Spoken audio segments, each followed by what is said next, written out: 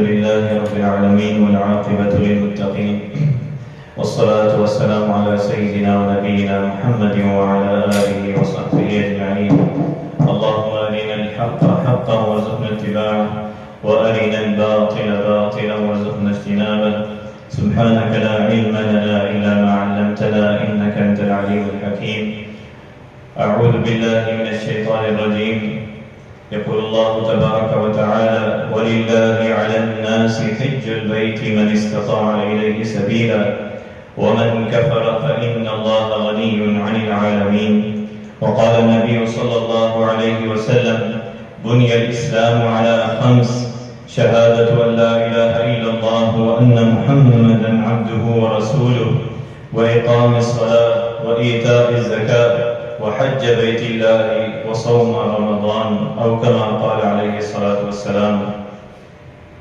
الحمدللہ، تمام تعریفیں اللہ رب العالمین کے لیے ہیں۔ اللہ تبارک و تعالیٰ کے فضل و کرم سے، اس کی توفیق سے اور اس کی بے پناہ نعمتوں کے ساتھ ہم آج اللہ رب العالمین کے گھر میں حاضر ہوئے ہیں۔ اللہ تبارک و تعالیٰ ہمارے تمام اعمال صالحہ کو اپنی بارگاہ میں قبول فرما، ہماری زندگیوں کو نبی کریم صلی اللہ علیہ وسلم کی سنت کے مطابق بنا دے اور ہمیں دین اسلام پر استقامت عطا فرما۔ اللہ رب العالمین نے ہماری اور آنے والے قیامت تک کے لوگوں کی کامیابی اپنے کلام اللہ قرآن مجید اور نبی علیہ السلام کی اسوہ حسنہ کی اتباع میں رکھی ہے۔ اللہ رب العالمین نے یہ جو ایام اور یہ مہینہ حج کے مہینوں میں سے یہ مہینہ کہلاتا ہے، جس میں حج کا اور دین اسلام کا اہم رکن جو حج ایک مسلمان پر فرض ہے، وہ مسلمان اللہ رب العالمین کے گھر کی سفر اس کے قصد کے لیے تیاری کرتا ہے، جس کے بارے میں اللہ رب العالمین نے اپنے کلام میں فرمایا: وَلِلَّهِ عَلَى النَّاسِ حِجُّ الْبَيْتِ مَنِ اسْتَطَاعَ إِلَيْهِ سَبِيلًا۔ اور اللہ کے لیے لوگوں پر اس گھر کا حج ہے جو اس کی طرف راستے کی طاقت رکھے۔ وَمَنْ كَفَرَ فَإِنَّ اللَّهَ غَنِيٌّ عَنِ الْعَالَمِينَ۔ اور جس نے کفر کیا تو بے شک اللہ تمام جہانوں سے بہت بے پرواہ ہے۔ اور نبی کریم صلی اللہ علیہ وسلم نے جو اسلام کے بنیادی رکن بتائے کہ سب سے پہلے گواہی ہے، شہادت ہے، لا الہ الا اللہ وان محمد عبدہ ورسولہ، اور اس کے بعد باقی 4 چیزیں جس میں نماز ہے، جس میں زکوٰۃ ہے، روزے ہیں رمضان مبارک کے، اور جو 5ویں ہے وہ حج ہے، حج بیت اللہ الحرام، کہ اللہ رب العالمین کے گھر کا حج کرنا، جو نبی علیہ السلام نے طریقہ بتایا ہے۔ تو ان دنوں میں اللہ رب العالمین کی طرف سے جن کا بلاوا آیا اور ہم اللہ رب العالمین سے ان حج کے بارے میں جو نبی صلی اللہ علیہ وسلم نے ہمیں رہنمائی دی اس کو سیکھتے ہیں کہ اللہ کا یہ دین اسلام کا یہ رکن حج، اس کی اہمیت، اس کی فضیلت کیا ہے، اور اللہ رب العالمین نے جسے موقع دیا اسے اپنی بارگاہ میں قبول فرما۔ جو اس سال جا رہے ہیں، جو آئندہ سالوں میں جائیں گے، اللہ رب العالمین ان کے لیے آسانیاں فرما۔ نبی کریم صلی اللہ علیہ وسلم نے فرمایا، حضرت ابو ہریرہ رضی اللہ عنہ بیان کرتے ہیں کہ آپ صلی اللہ علیہ وسلم نے خطاب کرتے ہوئے ارشاد فرمایا: ایھا الناس قد فرض اللہ علیکم الحج فحجوا، کہ اے لوگوں، اللہ نے تم پر حج فرض کیا ہے، لہذا تم حج کرو۔ تو یہ سن کر ایک آدمی نے کہا: اے اللہ کے رسول صلی اللہ علیہ وسلم، کیا ہر سال حج جو ہے وہ فرض ہے، ہر سال کریں؟ تو آپ صلی اللہ علیہ وسلم نے خاموشی اختیار کی کہ اس شخص نے 2-3 دفعہ دوبارہ پوچھا، تو پھر آپ صلی اللہ علیہ وسلم نے فرمایا کہ اگر میں ہاں کہتا ہر سال حج واجب ہو جاتا اور ایسا ہو جاتا تو تم اس کی طاقت نہ رکھتے۔ تو اس لیے زندگی میں ایک مرتبہ مسلمان پر جو ہے وہ حج کی فرضیت ہے، اسے ضرور اپنی زندگی میں اس کو ادا کرنا چاہیے، جس کے بارے میں فرمایا: وَلِلَّهِ عَلَى النَّاسِ حِجُّ الْبَيْتِ مَنِ اسْتَطَاعَ إِلَيْهِ سَبِيلًا، جس کے پاس استطاعت ہو۔ اور پھر آگے حج کی فرضیت کی جو شرائط آئیں، سب سے پہلے یہ ہے کہ وہ دین اسلام پر ہو، مسلمان ہو۔ اگر وہ پہلے اسلام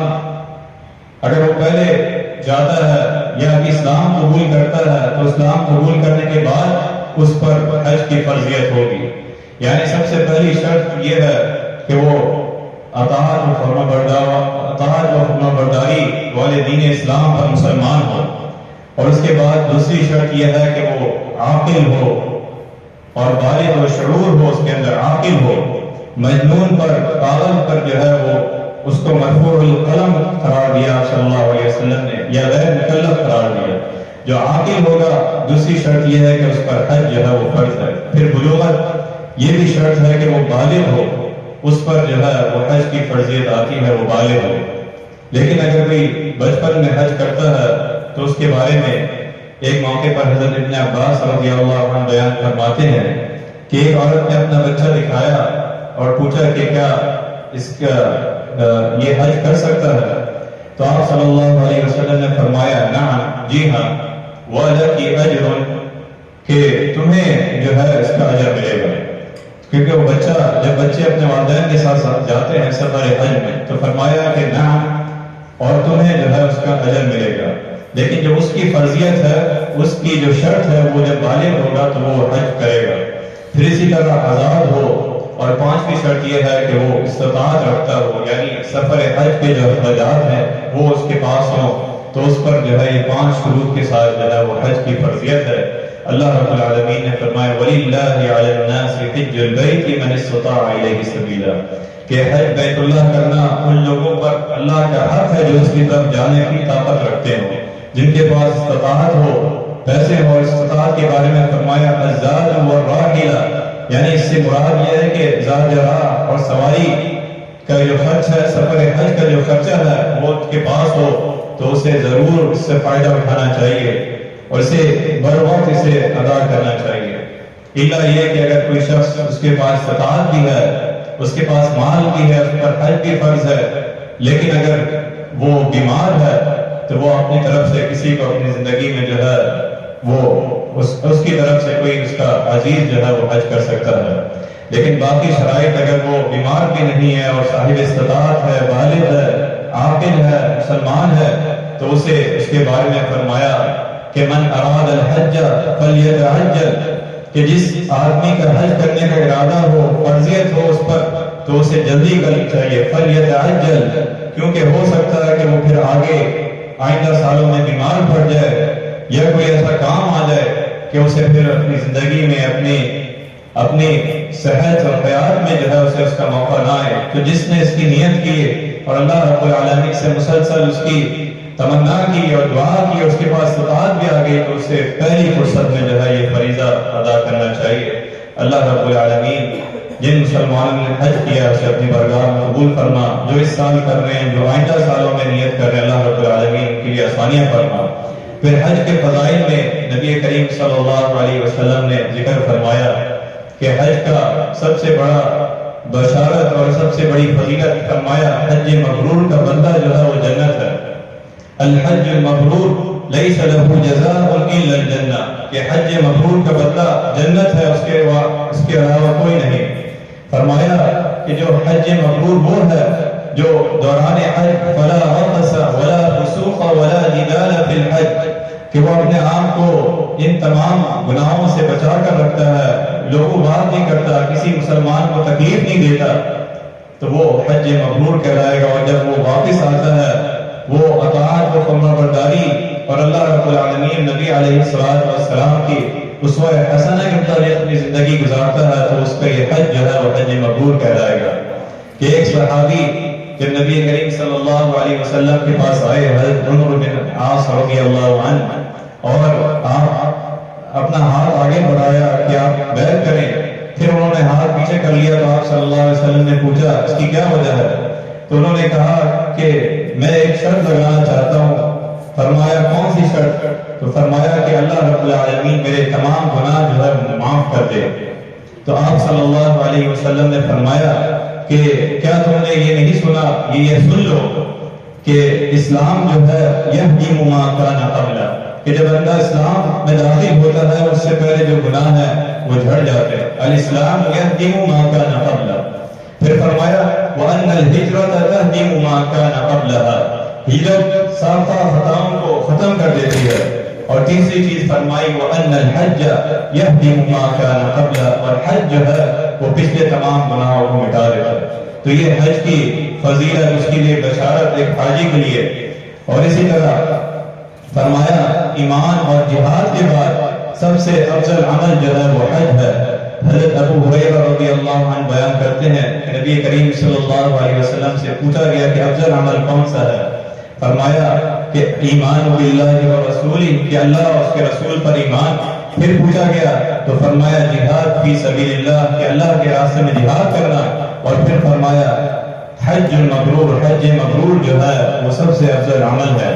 اور فرمایا حج و عمرہ ہمیشہ کرتے رہو، کیونکہ یہ دونوں غربت اور گناہوں کو اس طرح ختم کر دیتے ہیں جس طرح بھٹی جو ہے لوہے کے زنگ کو جو ہے وہ ختم کرتی ہے، اس طرح وہ گناہوں کو جو ہے اس سے ختم کر دیتے ہیں۔ تو فرمایا جب حاجی اللہ رب العالمین کے رضا کے لیے اس کے گھر کا ارادہ کرتا ہے، اس کے گھر جاتا ہے، حج کا سفر کرتا ہے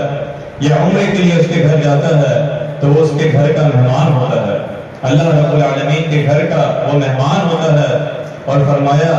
کہ جو اس کے گھر کا مہمان ہے تو اب وہ جو مانگے گا اللہ رب العالمین اس سے عطا فرمائے گا، جو دعا کرے گا اللہ رب العالمین اس حاجی کی، اس گھر میں جانے والے کی دعا ضرور قبول فرمائے گا، کیونکہ وہ حاجی وہ اللہ رب العالمین کے گھر کا مہمان ہے۔ تو فرمایا کہ حج کے سفر میں جانے والے ان آداب کے ساتھ وہ ہمیشہ ان آداب کا، اس کا ہر عمل جو ہے وہ اللہ رب العالمین کی رضا کے لیے ہو، خصوصاً حج جیسا عمل، اتنے بڑی یہ فرضیت اور اتنا بڑا عمل، وہ اتنی اپنی توانائی لگا کر جائے، اپنا مال لگا کر جائے اور اتنا سفر کر کے جائے اور اس کے اندر دکھاوا ہو، لغو ہو، تو وہ حج کیسا ہوگا؟ فرمایا سب سے پہلے آداب میں حج کے وَمَا أُمِرُوا إِلَّا لِيَعْبُدُوا اللَّهَ مُخْلِصِينَ لَهُ الدِّينَ، کہ اللہ رب العالمین نے جو حکم دیا کہ وہ سب صرف اللہ رب العالمین کی عبادت کریں۔ تو سب سے پہلی چیز یہ ہے کہ وہ حج کا سفر جب وہ نیت کرے یا آئندہ نیت اس کے لیے، تو وہ اللہ رب العالمین کی رضا کے لیے یہ سفر کرے۔ اور دوسری چیز فرمائی کہ نبی علیہ السلام نے یا ایھا الناس ان اللہ طیب ولا يقبل الا طیبا، کہ اللہ رب العالمین پاک ہے اور وہ صرف پاک صاف کو قبول فرماتا ہے، اپنے حلال اور پاک مال سے جو ہے اسے جو ہے وہ ادا کرے۔ پھر اسی طرح سفر کے آداب میں فرمایا کہ وہ اپنی زبان کو، اپنے تمام اٹھنا بیٹھنا، اپنی تمام چیزوں کو جو ہے وہ اللہ رب العالمین کی نافرمانی سے بچا کر رکھے، تو وہ حج مبرور کہلائے گا۔ فرمایا من حج فلم یرفث ولم یفسق رجع کیوم ولدته امه، کہ جس نے حج کیا اور اس دوران کوئی ایسی بات بےہودگی کی، کوئی فحش کلام نہیں کیا اور اللہ رب العالمین کی نافرمانی سے بچتا رہا، تو اس طرح وہ واپس لوٹا جیسے کہ اس کی ماں نے اس کو آج جنم دیا، تو اس طرح وہ اپنے گناہوں سے پاک صاف ہو کر واپس لوٹا۔ تو وہ سفر حج کیونکہ مشکل ہے، مشکلات آتی ہیں، تو فرمایا مسلمان یہ ہے کہ جس سے دوسرے مسلمان اس کی تکلیف سے بچے رہے، المسلم من سلم المسلمون من لسانہ ویدہ۔ تو یہ آداب کے ساتھ اللہ رب العالمین کی رضا اور اخلاص کے ساتھ جو سفر حج کرے، فرمایا اس کی جزا جو ہے وہ جنت ہے، وہ اس طرح لوٹے گا جس طرح آج اس کی ماں نے جنم دیا۔ اور اسی طرح جو حاجی یہاں سے جاتے ہیں وہ حج تمتع کی نیت کرتے ہیں، کہ جس کے بارے میں حج تمتع، جس میں عمرے کا بھی فائدہ اٹھانا اور حج بھی وہ کرتے ہیں، یعنی وہ اپنے ملک سے جب جاتے ہیں، سفر کرتے ہیں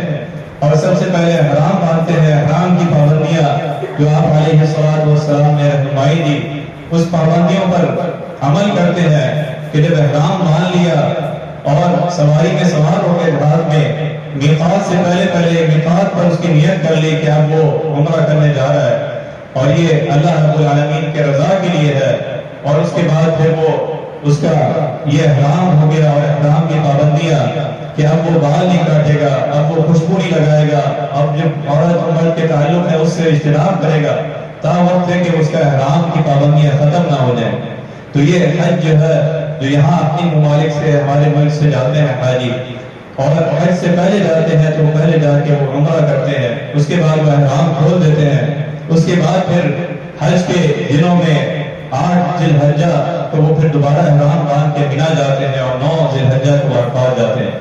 تو اس احرام کو حج تمتع کہا گیا کہ وہ دونوں فائدے اٹھاتے ہیں۔ عمرہ کیا، عمرے کے بعد پھر احرام کی پابندیوں سے باہر آ گیا، اور اس کے بعد پھر حج کے دنوں میں 8 تاریخ کو وہ پھر حج کا احرام باندھتے ہیں۔ اور اسی طرح جو نبی علیہ السلام نے اسوہ حسنہ دی، اور وہ نیت کرتے ہیں لبیک اللہم عمرہ، کہ اللہ میں حاضر ہوں، اس عمرے کی نیت کرتا ہوں۔ اور پھر وہ تلبیہ جو ادا ہے، وہ تلبیہ ہے، وہ مسلسل اس کی زبان میں حاجی کی جاری رہتا ہے احرام کی حالت میں، جب تک وہ خانہ کعبہ میں نہیں پہنچ جاتا، جب تک وہ اللہ رب العالمین کے گھر میں اپنا طواف نہیں شروع کر دیتا، اور وہ بلند آواز سے، دھیمی آواز، ہر اس میں وہ اپنا تلبیہ جاری رکھتا ہے۔ بلند آواز سے بھی فضیلت آئی ہے، آپ علیہ السلام فرمایا پتھر بھی سنتے ہیں، اور اس کی فضیلت آئی ہے تو وہ بلند آواز سے بھی تلبیہ کرتا ہے۔ احرام باندھ کر میقات سے اس کے بعد جہاں جب موقع ملے، یہ تلبیہ ایسا ہے، یہ ذکر ہے اس کے زبان میں، لبیک اللہم لبیک لبیک لا شریک لک لبیک ان الحمد والنعمت لک والملک لا شریک لک، کہ میں حاضر ہوں، اے اللہ رب العالمین میں حاضر ہوں، تیرا بلاوا آیا ہے اور تیرے ساتھ کوئی شریک نہیں ہے، تیرے لیے نعمتیں ہیں، تعریفیں ہیں، بادشاہت ہے، اور تیرے ساتھ کوئی شریک نہیں ہے۔ میری نماز، میری تمام عبادات تو تیری رضا کے لیے ہے، اور میں تیرے گھر کی طرف اپنے سفر کر رہا ہوں، میں حاضر ہوں۔ تو اللہ رب العالمین نے یہ موقع جو دیا ہے، وہ پھر اپنی زبان سے مسلسل یہ کلمات کہتا ہے طواف سے پہلے، پھر وہ طواف کرتا ہے حجر اسود کے موقع پر پہنچ کر، وہاں سے وہ طواف کا آغاز کرتا ہے، جس کے بارے میں فرمایا کہ وہ جب طواف کا آغاز کرے تو اپنے دایاں کندھا جو ہے وہ اس کو کھول دے، احرام کی جو چادریں ہیں، جو چادریں اس نے باندھی، تو مرد جو ہے وہ اپنا دایاں کندھا، اس کو استبار کہا گیا کہ وہ شروع میں جو ہے اپنا کندھا کھول دے، اور حجر اسود سے وہ طواف کی نیت کرے، اللہ اکبر کہہ کر، بسم اللہ اللہ اکبر کہہ کر 7 چکر لگائے گا، اور جو دعائیں اس کو آتی ہیں، تلاوت قرآن آتی ہے، وہ اللہ رب العالمین کا ذکر کرے گا، نبی علیہ السلام پر درود بھیجے گا، اور پھر دعا کے بارے میں فرمایا ربنا آتنا فی الدنیا حسنہ وفی الآخرۃ حسنۃ وقنا عذاب النار، کہ اللہ رب العالمین سے دنیا کی بھی بھلائی مانگنا، آخرت کی بھی بھلائی مانگنا طواف کے دوران، اور جتنی اس کو مسنون دعائیں آتی ہیں۔ اور حجر اسود کے بارے میں فرمایا کہ نبی کریم صلی اللہ علیہ وسلم نے حضرت عمر کو فرمایا کہ تم طاقتور ہو، لہذا حجر اسود پر زور زبردستی یا دھکا نہ دو کہ وہاں کمزور لوگ بھی ہیں، بلکہ اگر اس کا استلام کا موقع مل جائے آسانی سے تو کرو، ورنہ دور سے نیت کر لو اور اللہ اکبر کہہ کر جو ہے طواف کا آغاز کرو۔ اور پھر فرمایا حجر اسود کی فضیلت کے بارے میں، یہ جنت سے نازل ہوا ہے، اور یہ جب نازل ہوا فرمایا دودھ سے بھی زیادہ سفید تھا، اور بنی آدم کی غلطیوں سے یہ سیاہ ہو گیا۔ اور نبی صلی اللہ علیہ وسلم نے حاجیوں کو، یا خصوصاً آپ علیہ السلام کے صحابہ کرام نے حضرت عمر رضی اللہ عنہ کے بارے مروی ہے کہ آپ فرماتے ہیں کہ نبی صلی اللہ علیہ وسلم نے مجھے اس کا حکم دیا، ورنہ مجھے معلوم ہے کہ یہ پتھر حجر اسود جو ہے نہ کوئی نفع دے سکتا ہے، نہ کوئی نقصان دے سکتا ہے، بلکہ میں اس لیے تجھے بوسہ دیتا ہوں کہ میں نے دیکھا کہ نبی صلی اللہ علیہ وسلم کی تعلیمات تھی۔ پھر اسی طرح وہ طواف مکمل کرتا ہے، اور اس کے بعد پھر جہاں اس کو جگہ ملتی ہے مقام ابراہیم پر، یا جہاں حرم میں بیت اللہ میں وہ 2 رکعت نفل ادا کرتا ہے، اور پھر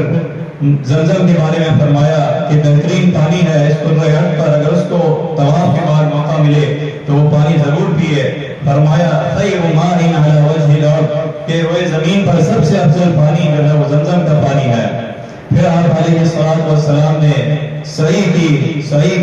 کے بارے میں فرمایا ان الصفا والمروہ من شعائر اللہ، کہ صفا مروہ جو ہے وہ اللہ رب العالمین کی شعائر اللہ ہے، یہ اللہ رب العالمین کی نشانی ہے۔ حضرت ابراہیم اور حضرت اسماعیل علیہ السلام، اور جو انہوں نے اس مقام پر حضرت اسماعیل علیہ السلام کے اس سے پانی نکلا، اور اللہ رب العالمین کو ان کی ادا یہ پسند آئی کہ قیامت تک کے جو بھی عمرہ، جو بھی حاجی اس گھر کی طرف جائے گا وہ سعی کرے گا، اور اسی طرح سعی کرے گا کہ درمیان میں جو وہ جگہ آتی ہے اس میں وہ تیز چلے گا، پھر وہ مروہ میں پہنچے گا، پھر اسی طرح مروہ سے آئے گا 7 چکر لگائے گا اور اس دوران جب وہ آغاز کرے گا اللہ رب العالمین کی حمد و ثنا لا الہ الا اللہ وحدہ لا شریک لہ لہ الملک و لہ الحمد یحیی و یمیت وهو علی کل شیء قدیر لا الہ الا اللہ وحدہ لا شریک لہ انجز وعدہ ونصر عبدہ وہزم الاحزاب وحدہ. اور اسی طرح جو اس کو مسنون دعائیں یاد ہیں وہ صفا اور مروہ کے دوران جو ہے ان 7 چکروں کے درمیان وہ دعا کرے گا، وہ اللہ رب العالمین کی رضا طلب کرے گا، اور اس کے بعد وہ عمرہ مکمل ہوگا اور اس کے بعد اپنے بال کٹوائے گا اور عمرے کی جو پابندیاں ہیں، احرام کی جو پابندیاں ہیں وہ اس سے آزاد ہوگا. یہ حج تمتع جو حاجی یہاں سے جاتے ہیں سب سے پہلے وہ احرام جب میقات سے باندھتے ہیں اور وہ حج تمتع کہلاتا ہے کہ وہ عمرہ کرتے ہیں، طواف کیا اور اس کے بعد نفل اور اس کے بعد سعی کی، صفا مروہ کے درمیان 7 چکر لگائے اور اس کے بعد اپنے بال کٹوا کر احرام کے اس سے جو ہے وہ آزاد ہوئے. اس کے بعد وہ پھر 8 تاریخ کو جو ہے وہ حج کا احرام باندھتے ہیں. اس نیت کو اس طریقے کار کو حج تمتع کا نام دیا. اور پھر فرمایا کہ جب وہ عمرے سے فارغ ہو جتنا انہیں موقع ملے انہیں کوشش کرنی چاہیے کہ مسجد حرام میں نماز ادا کریں، انہیں کوشش کرنی چاہیے کہ اللہ رب العالمین کے گھر کا جتنا طواف کریں اس کی فضیلت ہے، اس کی اہمیت ہے. فرمایا من طاف بالبیت وصلی رکعتین کان کعتق رقب، کہ جس نے بیت اللہ کا طواف کیا اور 2 رکعت نماز ادا کی اس کے لیے ایک گردن کو آزاد کرنے کا ثواب ہے. تو حاجی جو حج کے سفر میں جا رہا ہے، جو نیت کر رہا ہے آئندہ جب موقع ملے تو وہ عمرے کے بعد جتنا اس کو موقع ملتا ہے وہ فضول اس میں